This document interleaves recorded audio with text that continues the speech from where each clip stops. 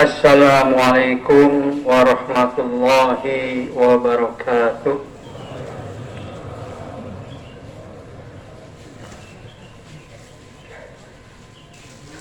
Innal hamdalillah nahmaduhu wa nasta'inuhu wa nastaghfiruh wa nu'minu bihi wa natawakkalu alaih. Asyhadu an la ilaha illallah wa asyhadu anna Muhammadan abduhu wa rasuluh.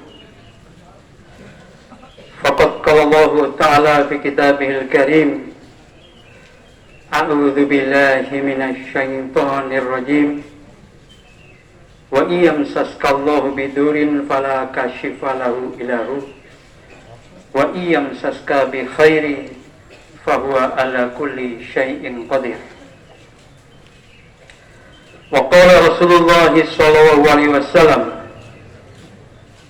al-mu'minun hayyinun wajinun kal jamalil anif, in kida in qada wa in ulikha sakhratin istanaha. Sadaqallahul adzim wa sadaqallahu rasul karim. Amma ba'd.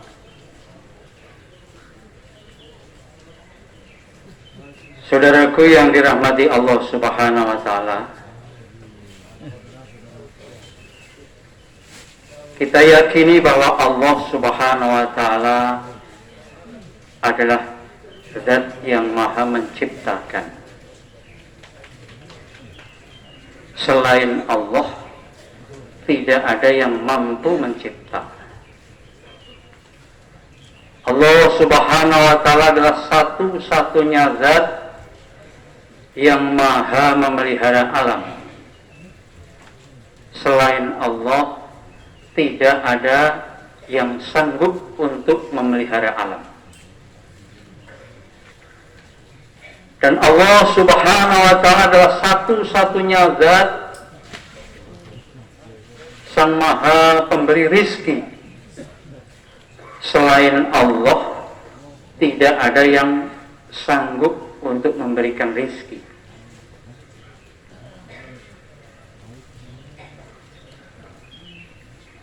Allah Subhanahu wa ta'ala yang menciptakan seluruh benda-benda berikut keadaannya. Allah Subhanahu wa ta'ala menciptakan satu benda yang besar, yang karena besarnya sampai tidak tampak.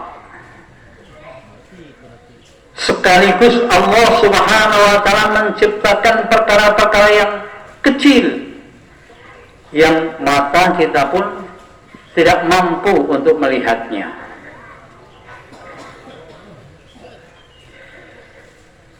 Kalau hari ini manusia memiliki pabrik besar,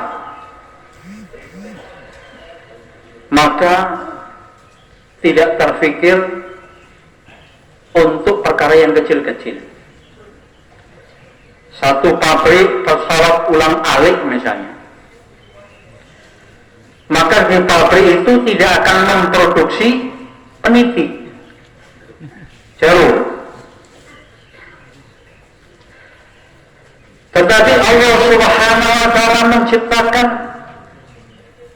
perkara-perkara yang besar, seperti surga,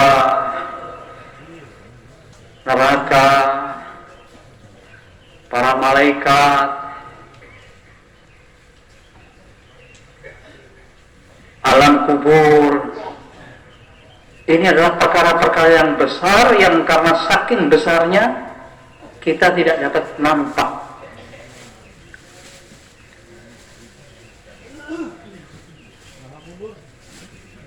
Malaikat Jibril alaihissalam memiliki 600 sayap, yang kalau satu sayapnya dibentangkan akan tertutup dari barat sampai timur. Satu pesawat yang tercepat buatan manusia itu kecepatannya tidak bisa melebihi kecepatan cahaya. Dulu pernah ada satu negeri membuat pesawat, namanya pesawat Concorde, pesawat yang tercepat, tapi sekarang sudah tidak ada lagi karena dianggap itu berbahaya. Berapa sayapnya? Cuma 2 saja, sudah sebegitu cepat. Jibril alaihissalam sayapnya 600. Subhanallah, kecepatannya seperti apa kecepatannya? Satu masih kita memberikan satu cerita ketika Nabi Yusuf alaihissalam dimasukkan sumur oleh saudara-saudaranya, sumur tua, sumur yang tidak ada airnya.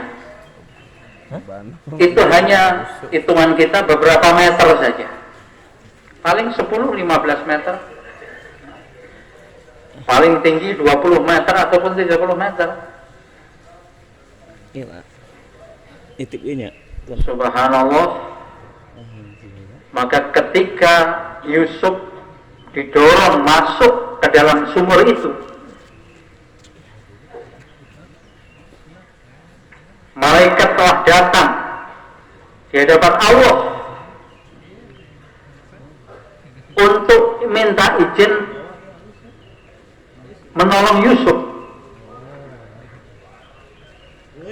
Dengan santun Jibril alaihissalam menghadap Allah subhanahu wa ta'ala untuk memohon izin perkara ini. Bukan terburu-buru seperti kita ketika dalam keadaan emergensi. Dengan santun Jibril memohon.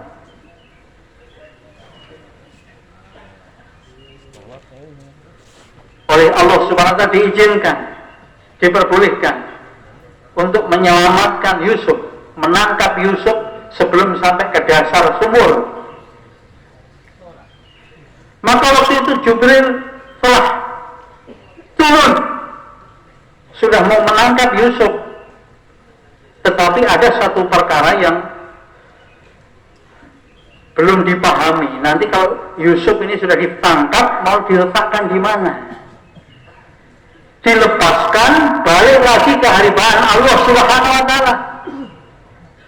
Dengan santun kemudian bertanya kepada Allah dengan nada yang perlahan-lahan. Maka Allah subhanahu wa ta'ala memerintahkan Jibril untuk meletakkan Yusuf di sebuah tempat di dasar sumur. Maka Jibril pun kembali ke sumur tua itu dan menangkap Yusuf. Ketika itu Yusuf melayang, masih belum sampai dasar sumur. Seberapa kecepatannya? Subhanallah. Ketika Allah subhanahu wa ta'ala menciptakan surga, kembali Allah subhanahu wa ta'ala panggil Jibril alaihissalam untuk mengukur surga yang nantinya akan diberikan kepada pemuda Quraisy. Siapa beliau? Bukan baginda Nabi SAW. Surga yang akan diberikan nantinya untuk Abu Bakar As-Siddiq. Maka Jibril diminta untuk mengukur seberapa panjang teras surganya Abu Bakar. Maka Abu Bakar telah terbang dengan 600 sayapnya, Pak. Jibril telah terbang dengan 600 sayapnya, full speed, dengan kekuatan yang penuh, belum dapat ujungnya. Ditambah lagi kekuatan yang sama lagi 2 kali lipat oleh Allah subhanahu wa ta'ala. terbang lagi, sampai hampir kehabisan tenaga. Maka Allah berikan kekuatan lagi yang ketiga, terbang, sampai kelelahan, masih belum mendapatkan ujungnya. Ini baru terasnya surga Abu Bakar As-Siddiq. Bagaimana pintunya? Bagaimana ruang tamunya? Bagaimana kamar-kamarnya? Subhanallah. Luar biasa besarnya. Sebegitu besar tetapi tidak tampak.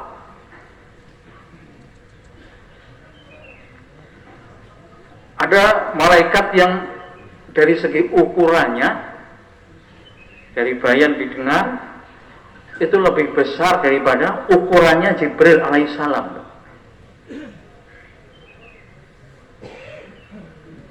Israel itu ukurannya sangat besar, sangat besar. Seluruh nyawa mulai daripada sebelum Nabi Adam. Jadi sebelum Nabi Adam ini sudah ada kehidupan, namanya kehidupan Yura. Ada kehidupan binatang-binatang yang besar-besar. Kalaupun ada binatang yang menyerupai manusia yang ukurannya besar, itu sampai nanti nyawa makhluk beberapa saat sebelum kiamat yang Allah ciptakan nanti, di saat itu di dalam kendali Israel alaihissalam. Jadi apabila Israel itu melihat seluruh nyawa itu dikumpulkan, seluruh nyawa dikumpulkan, termasuk nyawanya malaikat-malaikat di langit, itu bagi Israel hanya seperti kita menghadapi nasi di dalam piring saja. Subhanallah, kecil, dan itu tampak sedikit. Bagaimana perbandingan antara nasi di piring dengan tubuh kita ini? Masya Allah. Ada lagi malaikat yang lebih besar daripada malaikat Israel. Satu malaikat peniup sangkakala, Israfil. Mulai diciptakannya, bersamaan dengan itu Allah menciptakan trompetnya. Dan trompetnya setelah Israel diciptakan telah diletakkan di bibir beliau alaihissalam. Masya Allah. Trompetnya ini ada 70.000 lubang. Kalau kita tahu seruling berapa lubang? 7 lubang, 9 lubang. Tidak lebih daripada jari-jari kita, maksimal 10. Ini 70.000 lubang. Dan lubang-lubang trompet daripada Israfil alaihissalam, lubangnya saja, itu kalau Mikael ataupun Israel yang begitu besar tadi, pencabut nyawa, itu kalau masuk ke dalam lubang itu tidak menyentuh. Bisa dibayangkan seberapa besar. Sekarang seberapa besar yang menciptakan itu semua?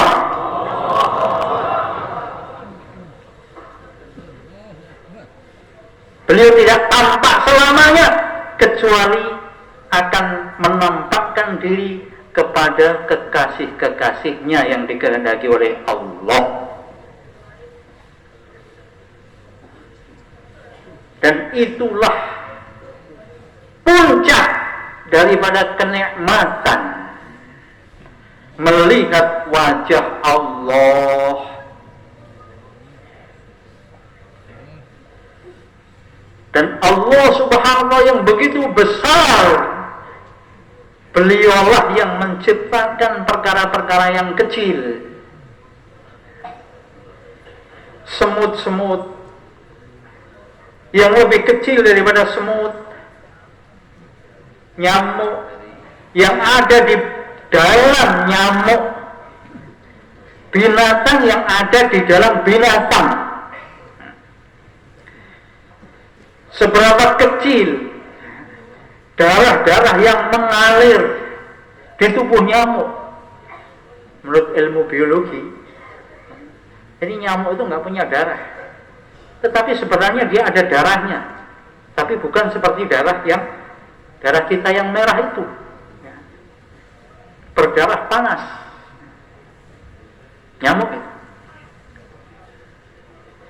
Nyamuk ini kalau kita bandingkan dengan gajah, maka tidak sebanding. Itu bukan perbandingan, ya kan? Kecil dengan binatang yang besar. Gajah kaki berapa? 4 saja. Nyamuk kakinya 6. Lengkap mana? Gajah tidak punya sayap, tapi nyamuk punya sayap.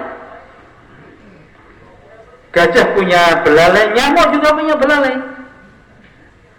Nyamuk yang begitu kecil, seberapa belalainya yang kecil? Seberapa belalainya? Dan ajibnya, belalai yang begitu kecil, seukuran bulu roma, di dalamnya masih ada lubangnya. Siapa yang menciptakan lubang? Allah yang maha besar masih menciptakan perkara yang kecil-kecil. Dialah hanya Allah subhanahu wa ta'ala yang memiliki kemampuan seperti itu. Banyak perkara-perkara yang tersimpan di tubuh kita ini yang kita tidak tahu. Bahkan dokter-dokter ahli pun masih ada sesuatu yang tidak diketahui di dalam tubuh manusia. Sehingga kita ini bukan apa-apa, bukan siapa-siapa, tidak punya kekuatan apa-apa.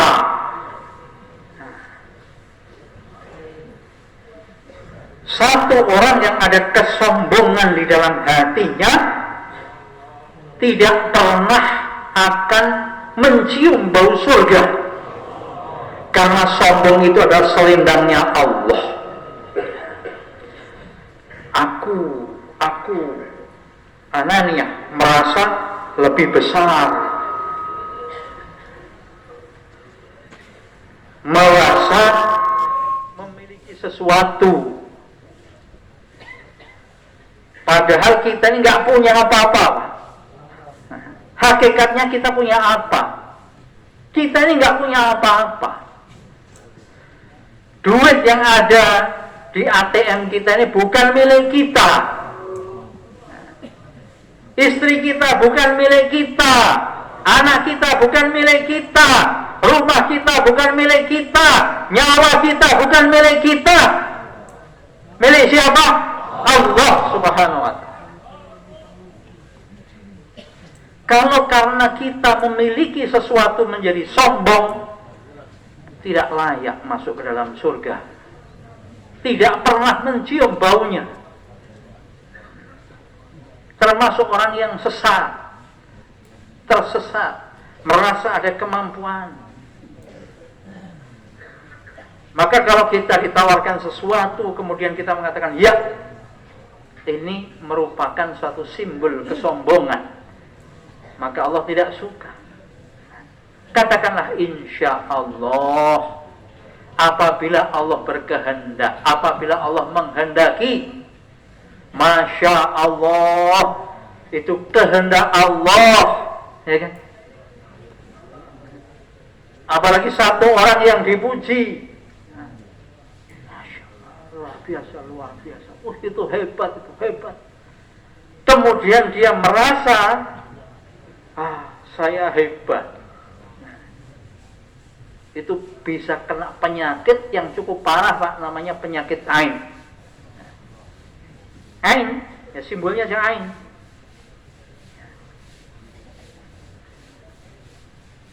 Jadi jangan pernah kita memuji seseorang di hadapan seseorang itu. Allah yang maha berhak memiliki pujian. Manusia tidak memiliki pujian apa-apa, tidak layak untuk dipuji, kecuali kita memuji seseorang di belakang dia.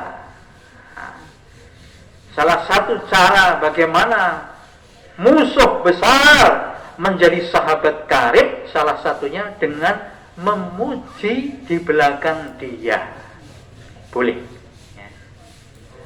Seandainya Bapak memiliki orang yang sekarang dianggap musuh, bila bertemu saja muak, ada nggak orang yang begitu?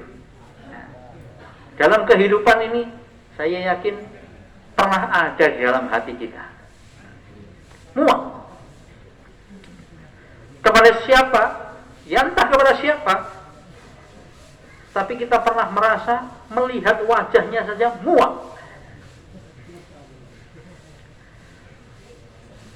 Ada kartun lama, ketemu kartun lama kok muak. Ini termasuk perkara aneh nih, Pak. Entah yang sombong siapa ini, yang dimuai atau yang muak itu. Kartun lama, Kudama sudah 4 bulan, bahkan berkali-kali ketemu muak.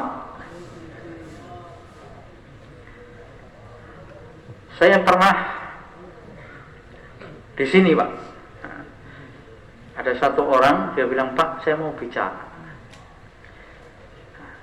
Apa, Pak? Ke kamar Bapak aja. Sudah, kita di satu tempat di sini. Dia bilang, Pak, saya itu kalau lihat wajah dia kok mau muntah. Ini kartun lama ketemu kartun lama, penanggung jawab ketemu penanggung jawab, lihat wajahnya mau muntah.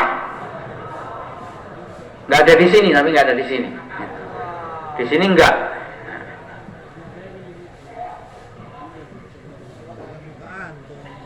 Kok bisa ya? Dulu ketika takaza sama-sama. Bahkan kalau menyambut takaza sering berboncengan bersama. Tetapi akhir-akhir dia lihat wajah sudah seperti saudara. Lihat wajahnya mau muntah. Bapak kalau mau muntah itu kalau mau lihat apa, Pak? Lihat apa? Ini sering saya ulang-ulang karena itu bakal akan terjadi terus itu, kalau kita tidak saling mengingatkan. Melihat bangkai, lagi makan, melihat bangkai, mau muntah. Kira-kira sampai seperti itu orang melihat saudaranya mau muntah.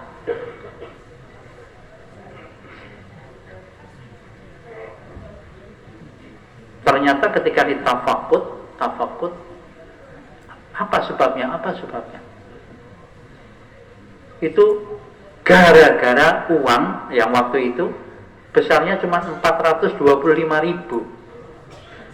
Gara-gara uang 425.000.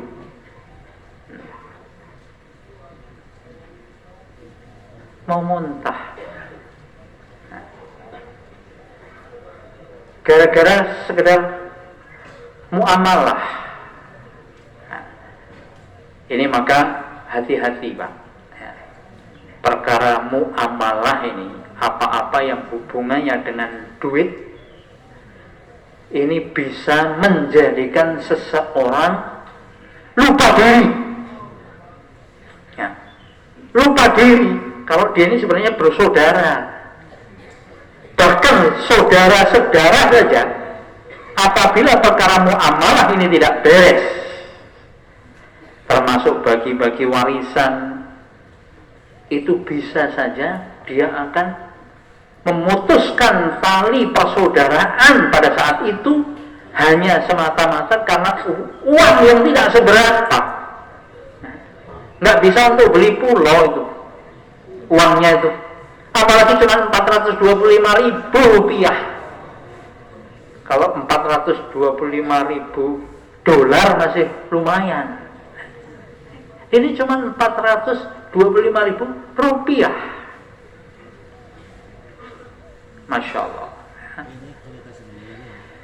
Maka Bapak yang dirahmati Allah Subhanahu wa ta'ala,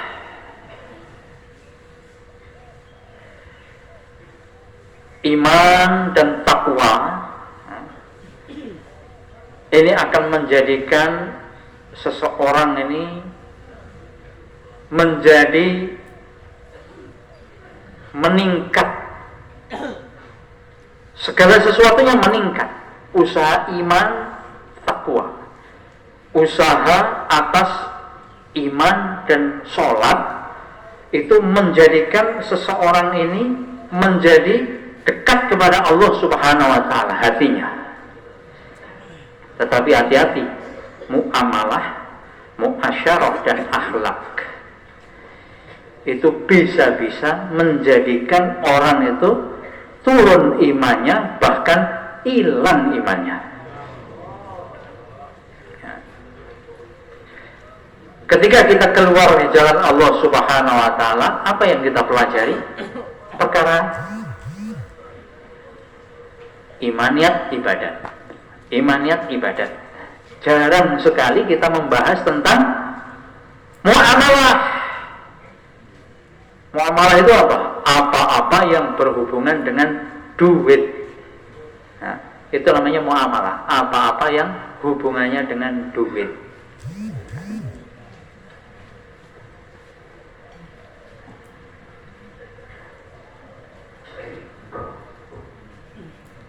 Ada hubujan, ada hubujah. Cinta kepada uang, ada cinta kepada jabatan. Jangankan kita cinta, Pak, memegang pejabat saja bisa lupa diri. Itu memegang aja.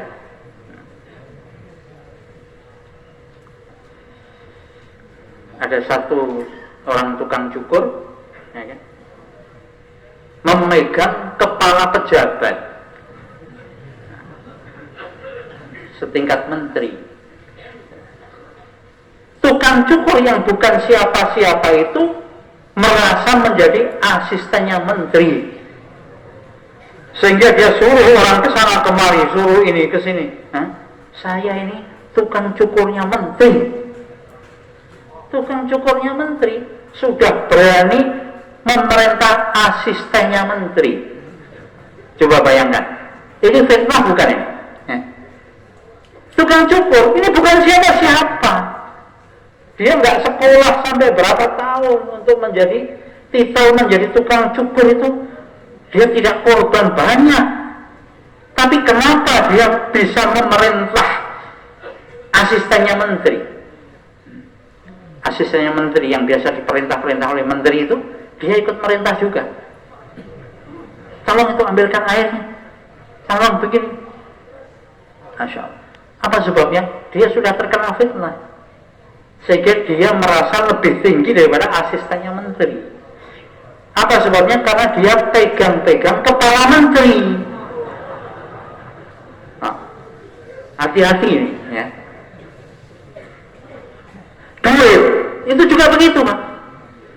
Bapak pegang-pegang duit, itu rasanya semuanya bisa dibeli, rasanya. Padahal itu bukan duitnya sendiri, dipegang-pegang begitu. Ada orang nitip aja, nitip. Itu sudah hatinya merasa tenang. Berbeda dengan ketika dia nggak punya duit sama sekali memang. Beda nggak kira-kira?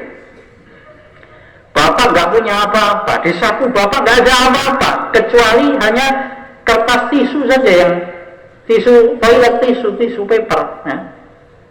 Toilet paper masuk sini. Itu coba bapak jalan-jalan, ya, di kota Magelang ini, ataupun mungkin di Jogja, di Malioboro, gitu ya. Jalan-jalan. Itu kalau bapak nggak punya duit, itu bapak nggak berani tengok-tengok. Nah, betul nggak kira-kira? Jalannya nunduk, mau cepet-cepet sampai, mau di halte bis, ya sudah nunduk aja, ya kan? Cepet, ya kan? Karena apa? Bapak nggak punya apa-apa, jadi cepet. Tapi kalau di saku bapak ini ada uang 10 juta, 10 juta itu seberapa? Segini aja kan? 1 senti kalau uang 50. Kalau uang 100 berapa? 1 mili. 10 juta, ya 5 mili lah. Itu ada di saku bapak. ATM-nya ada 600 juta. Kira-kira lewat di Malioboro gimana? Masuk nggak ke toko? Hah? Jalan ada toko, berani tengok nggak? Bahkan acaranya tengok-tengok. Salah satu tempat wisata itu toko besar, supermarket. Padahal dia cuma datang tengok-tengok. Itu mesti orang punya duit, walaupun sedikit punya duit. Kalau sama sekali nggak punya duit, itu sudah nggak pernah mau tengok-tengok.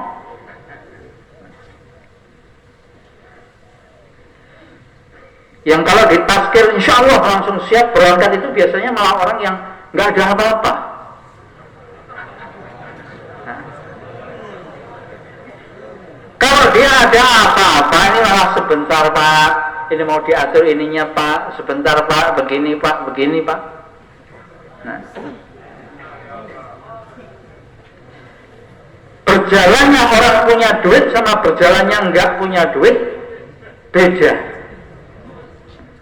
Bisa bedakan nggak? Orang nggak punya duit jalan, satu lagi orang punya duit jalan lain. Apalagi kalau kita lihat kendaraannya.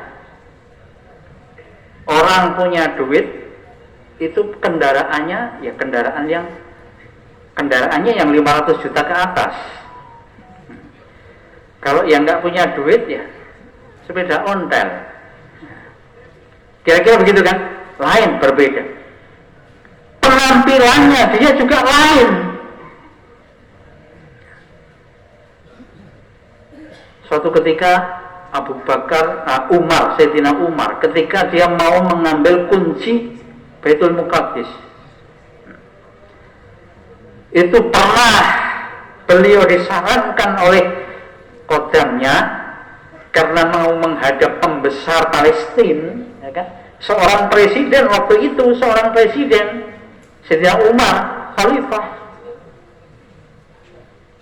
disarankan oleh kodamnya untuk ganti baju,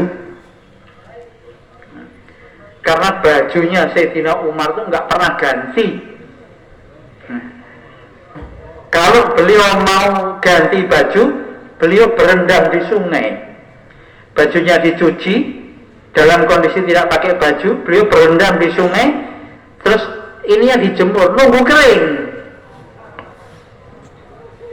Presiden Pak, tambalannya itu 18 tambalan. Mau mengadakan pertemuan antara pemimpin negara satu negeri dengan satu negeri.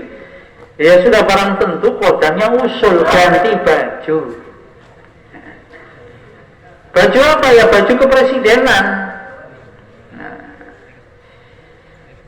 Maka Sayyidina Umar ganti baju yang layak, baju kenegaraan diganti. Yang kedua kali Qadamnya mengusulkan ganti kendaraan. Kendaraannya jangan Colt 120. Yang kendaraan terkini. Mau khususi umroh kok. Kalau kita nih, bahasa kita sekarang. Beliau ini punya kendaraannya itu bagol. Ya, perkawinan antara keledai dengan kuda, bagol. Diganti dengan apa? Kuda kendaraan, kuda kenegaraan, ataupun onta kenegaraan, kendaraan yang bagus, warnanya putih, ya. Kendaraan yang mewah pada saat itu. Oke, ya. Karena ini saran daripada asprinya, maka gantilah Sayyidina Umar. Maka ketika Sayyidina Umar menggunakan baju itu, naik di atas kendaraan, langsung nggak lama-lama Sayyidina Umar lompat lagi turun sambil pegang bajunya Qadamnya yang tadi menyarankan itu. Kalau bukan kamu, sudah saya tempelin. Kenapa? Karena Sayyidina Umar itu sudah merasa berubah. Hatinya berubah dengan ditempeli baju tadi, hatinya berubah. Apalagi ditempeli kendaraan mewah, berubah.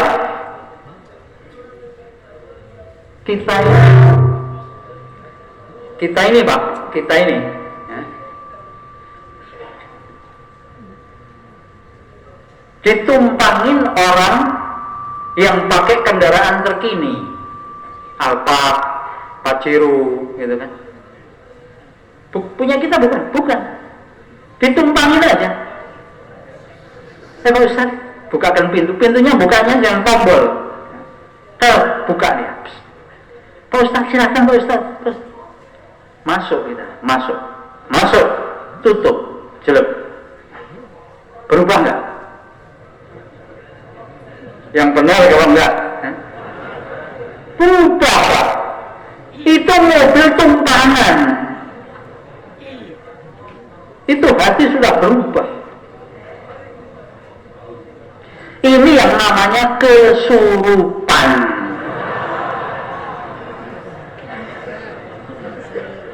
Jadi seberapa banyak sekarang ulama masih kesurupan.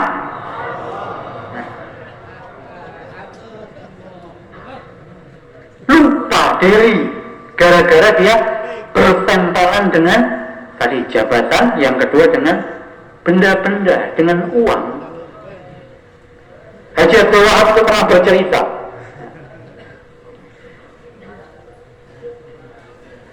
ada satu orang, ini sering saya ceritakan juga,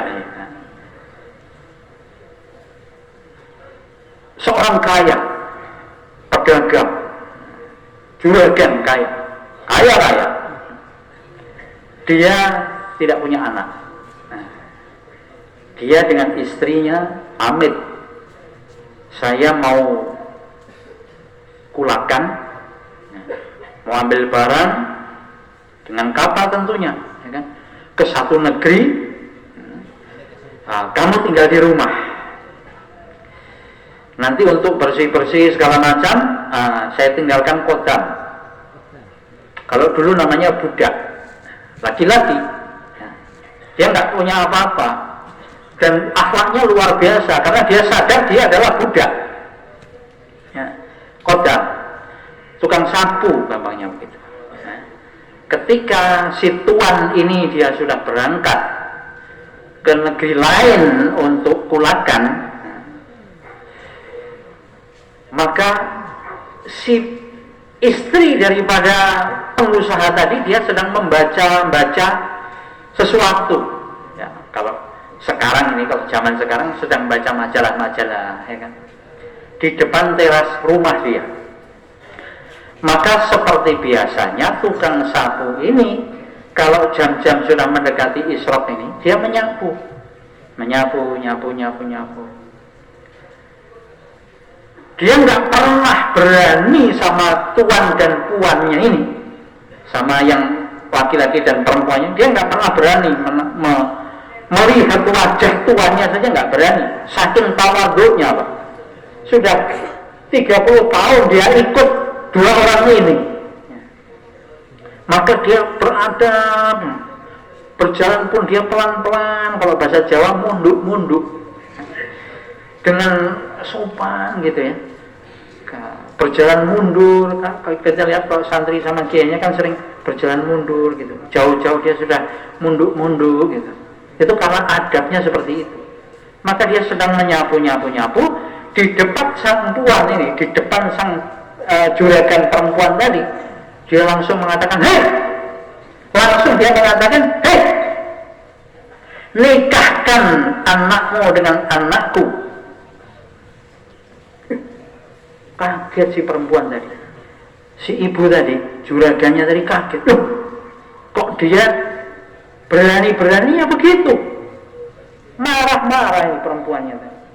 Kurang ajar kamu ya, awas kalau bapak nanti pulang, habis kamu nanti dimarahi sama bapak, kurang ajar, kenapa kamu ini? Tapi ajib, ini satu perkara yang baru dalam pandangan puan ini, ketika dia diteruskan nyapu kan jalan itu, kemudian dia kembali tawadhu lagi, nggak berani, seperti posisi semula. Hari kedua diulangi lagi, karena memang sudah kebiasaan si puang ini kalau menunggu isyraq sambil melihat-lihat majalah di tempat yang sama, di teras rumahnya.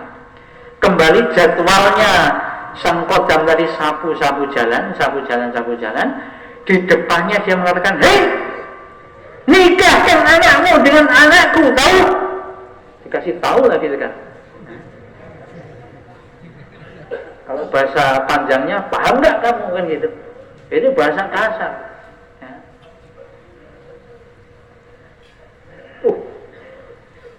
Dia sudah, kemarahannya sudah tidak seperti kemarin, ya. Tapi dia masih kaget. Dia tunggu, dia lihat jalan lagi, kembali tawadhu lagi. Hari ketiga begitu juga. Maka setelah beberapa saat suaminya pulang, maka si istri tadi karbozari sama suaminya tentang ahwal ketika dia ditinggalkan. Satu yang dia karbozari adalah sikap kekurang ajaran dari si pembantunya tadi. Maka ketika suaminya mendengar, dia katakan, tidak mungkin, pulang kok begitu, itu nggak mungkin, kamu tahu sendiri kan dia itu dulu siapa. Kita ambil dia dari orang yang miskin, gak punya bapak, gak punya ibu, ditindas, sudah mau dibunuh, kita selamatkan. Kemudian kita ikut, kita sudah sampai 30 tahun. Dan kita tahu dia tuh gak berani. Iya Pak, katanya. Memang begitu. Tapi dia mengatakan, nikahkan anakku dengan anakmu. Gak mungkin. Suaminya bilang, oke Pak, kalau enggak, ayo kita duduk sama-sama. Kalau pagi itu di tempat biasa saya duduk. Maka betul Pak, dua orang suami istri ini duduk. Dia kembali nyapu sampai di satu tempat. Dia katakan, hei, begitu. Jadi ini yang ditunjuk dua orang. Hei, kalian, maksudnya begitu, nikahkan anakmu dengan anakku. Langsung suaminya sudah mau lempar, sudah bangun, mau dipegang sama istrinya. Sebentar Pak, sebentar, sabar, duduk Bapak. Duduk ini Bapak. Ngamati ini si kodam ini, dia nyapu lewat, kembali tawadhu. Aneh juga. Inilah Pak, seperti yang saya ceritakan. Maka singkat cerita, sang bapak ini mendatangkan ulama. Datang ke ulama, bukan mendatangkan, datang ke ulama, tanya, ini ada peristiwa apa kok peristiwa aneh? Kodam saya itu kok tiba-tiba di depan saya dan istri saya mengatakan begini. Maka ulamanya itu kasaf langsung tahu. Coba hantarkan saya di tempat di mana kodam kamu itu bicara seperti itu. Maka ulamanya datang bersama 2 orang santrinya. Nah, sudah membawa peralatan menggali tanah. Maka Pak Kiai katakan, gali tanah di tempat dia mengatakan itu, digalikan. Kurang lebih 1,5 meter dari galiannya itu, maka dia dapatkan itu ada peti yang isinya emas dan berlian petinya. Maka Pak Kiai tadi katakan ini sebabnya. Sebabnya apa? Dia berdiri di atas harta. Berdiri di atas harta, itu saja sudah menjadikan dia kesurupan.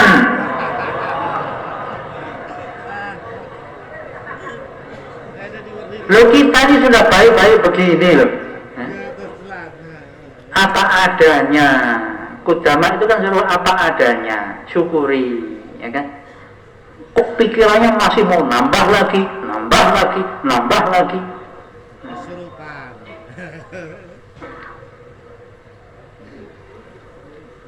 Bahkan kita ini bukan berdiri, berada di dalam kungkungan harta, ya kan? Kita ini kesurupan tapi nggak terasa. Ya salah satunya nggak keluar itu tandanya, sudah nggak mau keluar lagi. Ketika istiqbal tanya, Bapak gimana Pak? Saya cuma mau datang tok. Saya kan di depan istiqbal Pak, jadi dengar. Bapak mau berapa lama? Saya istimewa jur tok Pak, jur saja. Dikunci mati. Ya. Sudah, kalau perlu itu tiket balik sudah punya. Padahal yang dikehendaki itu selepas dari sini tidak ada yang tersisa kecuali keluar di jalan Allah Subhanahu wa ta'ala semuanya. Siap semuanya jawab ya? Insyaallah.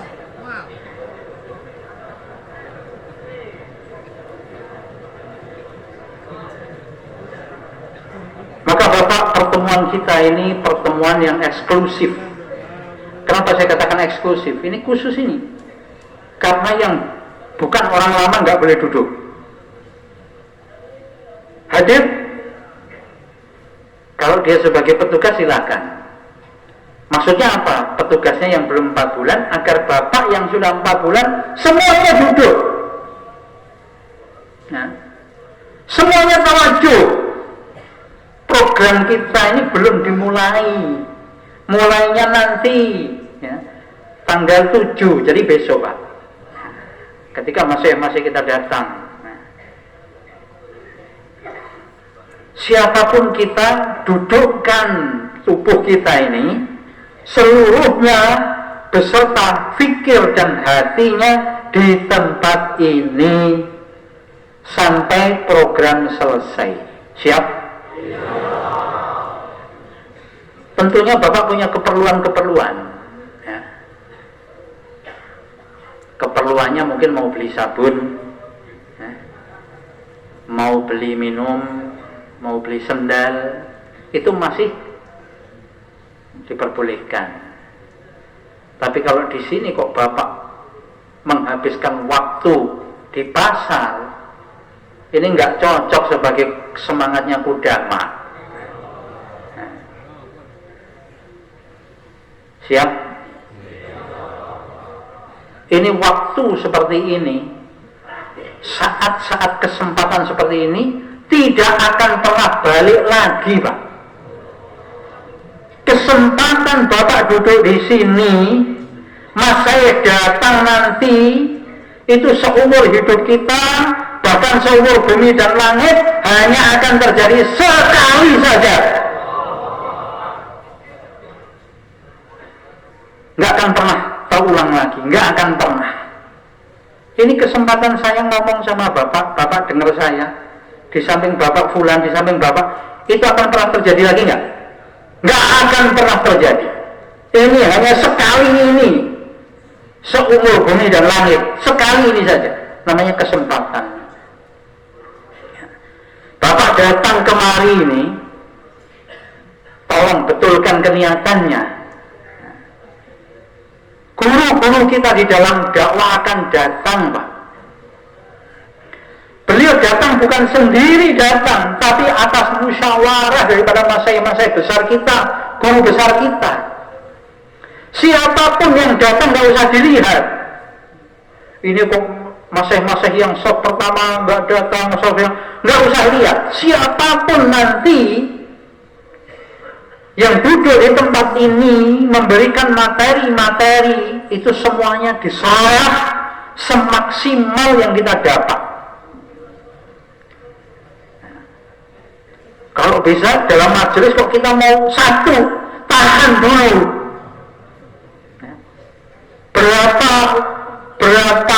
pelajaran yang kita lewatkan kalau kita tinggal untuk nomor satu. Sayang. Barangkali ketika kita nomor satu itulah waktu itu malaikat datang untuk menyampaikan kepahlawanan. Maka daripada kita, kecuali orang sakit ya, daripada nanti kita di tengah majelis itu kita satu-satu, siapkan sebelum nanti kita tahu, oh nanti bayan maghrib. Ya, sebelum bayan maghrib itu kita tuntaskan dulu.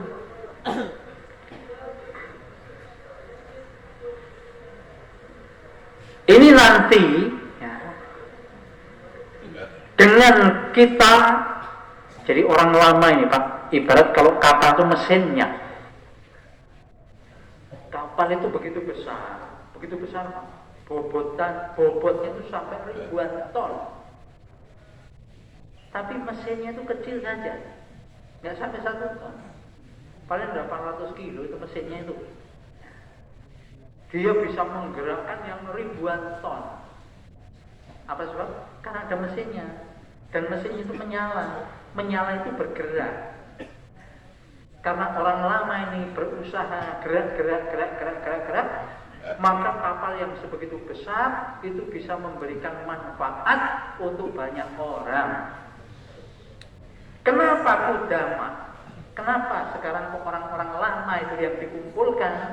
Karena masai kita ini berhajat untuk menyampaikan perkara-perkara yang penting. Setiap kata-katanya itu adalah perkara yang penting untuk umat sampai hari kiamat.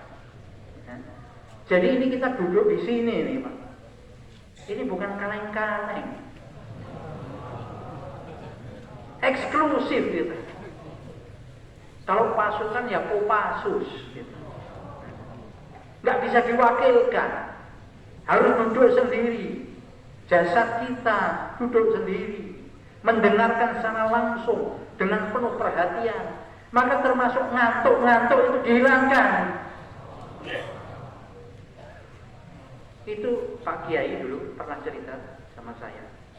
Kalau mau mutolaah, mau ngajar santri, itu beliau menghadapi cabai rawit.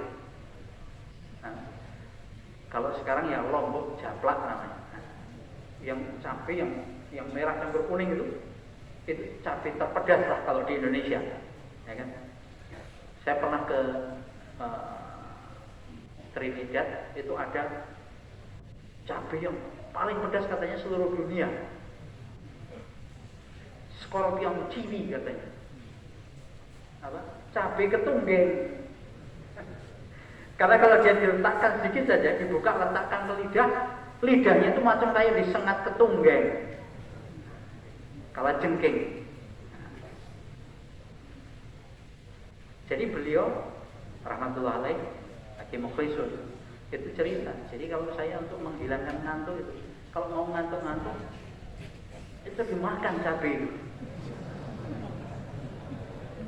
Siap insyaallah. Itu saking semangatnya untuk agar hilangkan. Karena kalau bapak tuh ngantuk,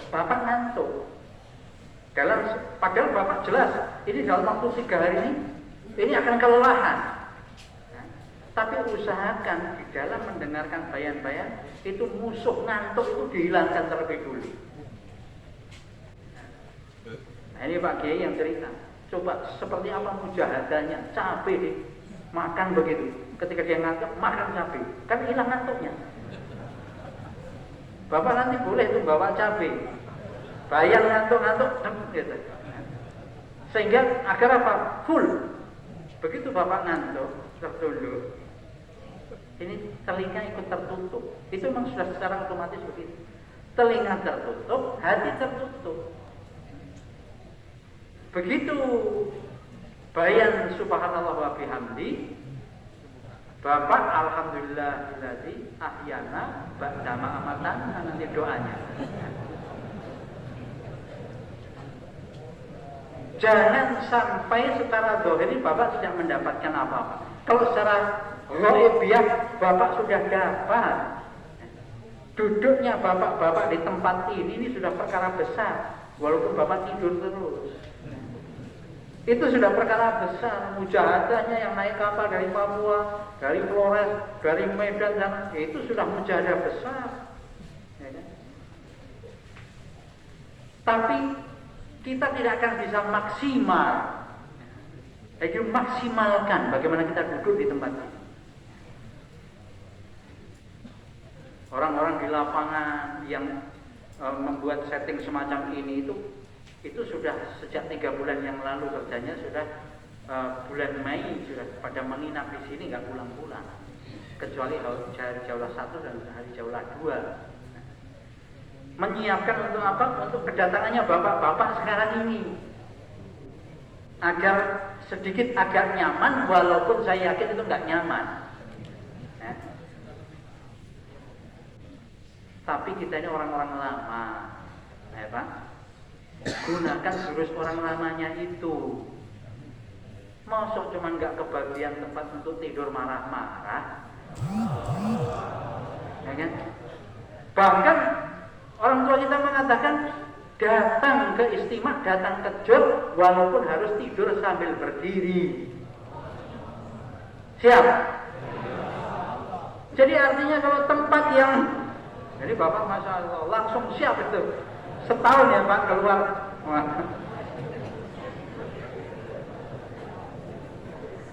Jadi bagaimana diri kita itu sebagai orang yang lebih dulu datang, nah, itu menjadi istiqbal bagi saudara-saudara kita yang akan datang.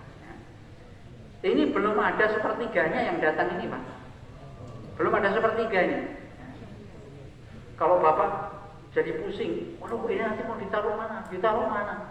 Nggak usah pusing, itu bukan wilayah bapak-bapak untuk memusingkan ini saya tidur di mana. Nah, itu nggak usah dipikir, bapak siap kok katanya tidur sambil berdiri. Dulu pernah ada orang lama ini yang usul ke Suro, Pak, waktu itu musyawarah, ajib nih. Dia katakan kita buat istimewa yang sederhana Pak. Apa itu? Pesertanya nanti disuruh bawa piring, gelas, payung sama cangkul. Kita adakan istimewa besar-besaran katanya. Loh kok begitu? Kita nggak perlu tenda karena sudah ada payung. Payung infirodi. Kita nggak perlu WC karena sudah ada cangkul. Kita nggak perlu dapur karena sudah ada piring dan gelas. Kan sudah disediakan oleh panitia air. Kalau di Bangladesh sana, itu kan yang dimakan muri. Ya kan? Muri itu makanan yang kalau ditaruh air dingin saja mengembang. Tinggal di rumah bawa ikan asin. Itu istimewa besar-besaran bisa dibuat tanpa ada panitia, keluar biaya, nggak usah. Itu usulan ajib itu dari kartun kita dulu. Barangkali suatu ketika nanti itu akan terjadi. Saya pernah datang di sebuah istimewa di satu negeri. Istimewa satu negeri. Itu panitia nggak perlu repot-repot mikirkan buat tandas. Ini tandas di sebelah sini ada 60 tandas, di sebelah sana ada 44 tandas. Cukup banyak yang disediakan panitia. Itu Bapak nggak usah bingung ini cukup apa nggak cukup, pakai aja, nggak usah pusing-pusing cukup apa enggak. Itu sudah lumayan. Saya pernah datang di satu istimewa betul itu, Mas, saya juga datang. Itu panitia nggak mikir itu tandas, karena di situ ada kebun tebu. Betul, ada kebun tebu. Jadi kalau mau pagi-pagi sebelum subuh itu, kita datang bawa lota, masuk ke kebun tebu, krusek gitu. Nanti ketemu temannya, ketemu lagi. Betul itu. Jadi kalau di tempat ini, itu insya Allah lebih baik dari kebun tebu lah.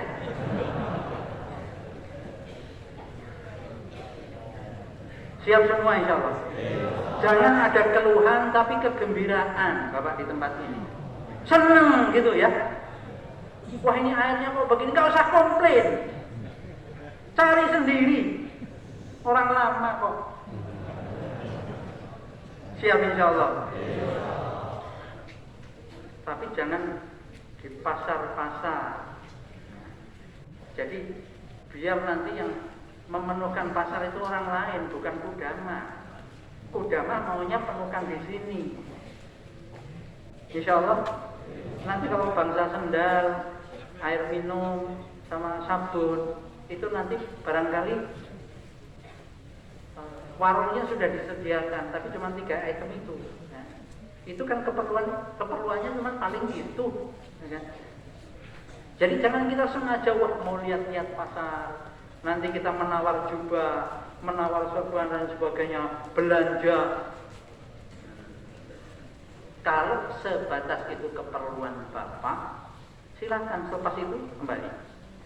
Sudah tawajuh, enggak lagi terpikir di sana terus. Bahkan Bapak 24 jam di sana, Masya Allah, itu nanti bisa jadi beda arahan, Pak. Lo arahannya di tempat ini, Bapak datang juga di tempat ini, tapi di sono bisa beda arahan. Nanti pulang apa Pak yang dapat dari juri kerincing itu? Wah, itu Bapak bisa bicara atas kemauan Bapak-Bapak. Semua siap insya Allah jadi petugas istilah juga. Ya. Di samping istiqbal jadi petugas istilah, ya kan? Walaupun itu tidak resmi, tapi bicara kebesaran Allah. Allah kuasa, makhluk tidak kuasa kepada semua yang hadir, sehingga suasana di sini suasana dakwah yang timbul, sehingga betul-betul akan naik ke langit. Ini suatu perkara yang besar. Semua bersedia. Siapa yang siap untuk berangkat 4 bulan dari jur kita ini, Pak? Insya Allah berdiri Pak, bisa. Bismillah. Nah, Masya Allah. Semua niat insya Allah ya. Jazakallah khair. Subhanallah bihamdi. Subhanakallah bihamdika. Mohon perhatian Bapak-bapak. Bagi Bapak-bapak yang membawa barang-barang berharga, paspor ataupun bekal untuk keluar, ruang amanah dibuka jam 8 sampai jam 12, kemudian jam 13 sampai jam 15, jam 1 sampai jam 3 siang, kemudian jam 4 sore sampai jam 6 sore, kemudian jam 20, jam 8 malam sampai jam 10 malam. Bapak-bapak, ruang amanah berada di sebelah kiri mimbar, berada di sebelah utara mimbar. Sekali lagi bagi bapak-bapak yang bawa paspor, bekal-bekal untuk keluar jalan Allah, untuk barang berharga yang lain, yang kecil jangan yang besar-besar, bisa segera diamanahkan. Ruang amanah dibuka jam 8 sampai jam 12, jam 1 sampai jam 3, jam 4 sampai jam 6 sore, jam 8 malam sampai jam 10 malam. Kemudian bagi bapak-bapak sebagaimana dibayangkan tadi, bapak-bapak yang sudah datang dahulu supaya ikram pada saudara-saudara kita yang datang belakangan, mohon BD kita agak dirapatkan. Tadi malam kita lihat masih banyak yang longgar-longgar, jadi agak rapat-rapat. baik di blok Zon 4, Sulawesi, Papua, Maluku yang ada di depan mimbar ini, maupun di blok Kalimantan di Zon 3, itu juga kita lihat masih banyak yang kosong. Yang lain juga begitu, mohon dirapatkan. Kemudian nanti apabila bayar, bapak-bapak yang berada di lantai 2, bapak-bapak yang berada di lantai 2 yang nampak dari sini, mohon turun.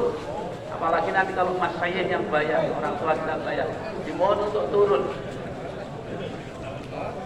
Kemudian bagi bapak yang membuat tali di bloknya supaya tidak berjemur, itu kita lihat di sebelah utara itu, supaya untuk tidak menjemur handuk ataupun yang lain. Tempat jemuran sudah disediakan di sekitar tanda. Mohon itu tugas apa ikhtilat apa itu. Kemudian bagi tugas ikhtilat supaya kalian ngecek itu tempat-tempat yang belum rapat-rapat supaya diberitahu untuk dirapat-rapat sehingga kawan-kawan yang datang belakangan bisa ke bagian tempat.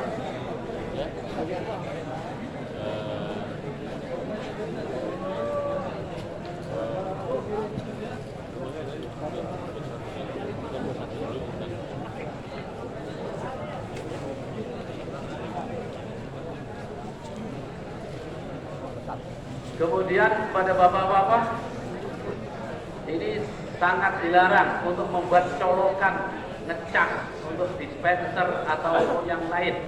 Nah, tadi kita lihat sendiri mengganggu sound system.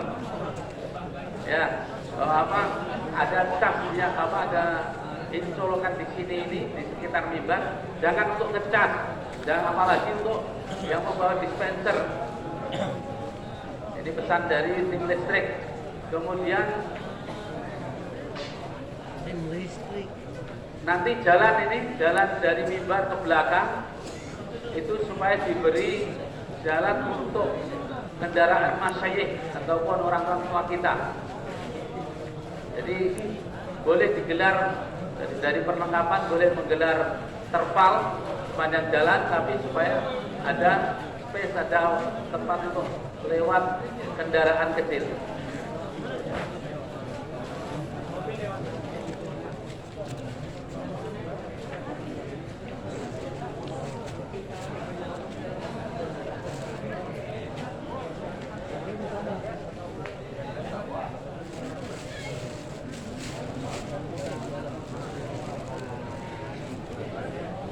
Kemudian dari tim listrik, tim sound system, mohon maaf terlebih dahulu apabila ada yang dipotong kabel-kabel yang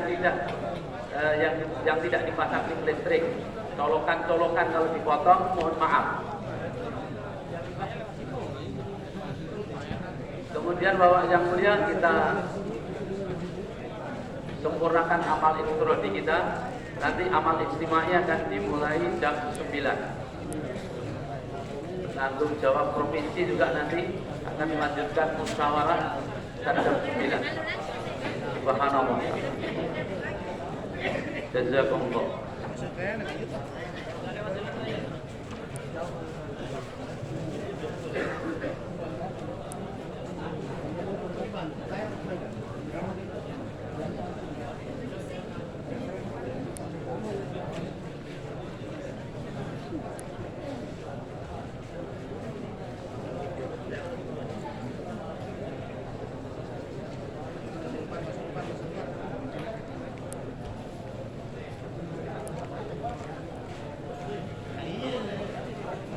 Ada tambahan kepada bapak-bapak yang membawa kendaraan baik sepeda motor maupun mobil yang tidak berstiker, yang berada di depan makom, yang parkir di depan makom, supaya dipindahkan ke tempat parkir yang sudah disediakan. Untuk mobil roda 4 disediakan cukup luas di belakang sana. Nanti bisa tanya ke petugas. Sepeda motor juga di dekatnya, dekat di belakang juga. Sekali lagi, bapak-bapak yang membawa kendaraan baik roda 2 maupun roda 4, supaya yang berada di depan mangkok yang tidak berstiker supaya segera dipindahkan ke tempat parkir yang telah disediakan. Nanti bawa catanya kepada petugas tempat parkir yang disediakan. Jazakumullah.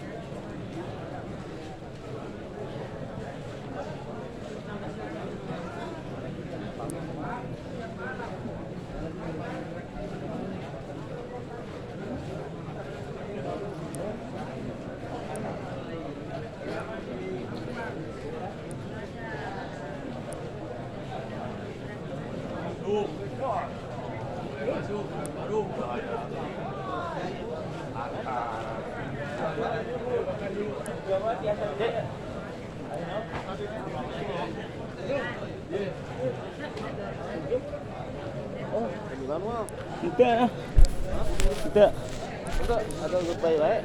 Goodbye baik.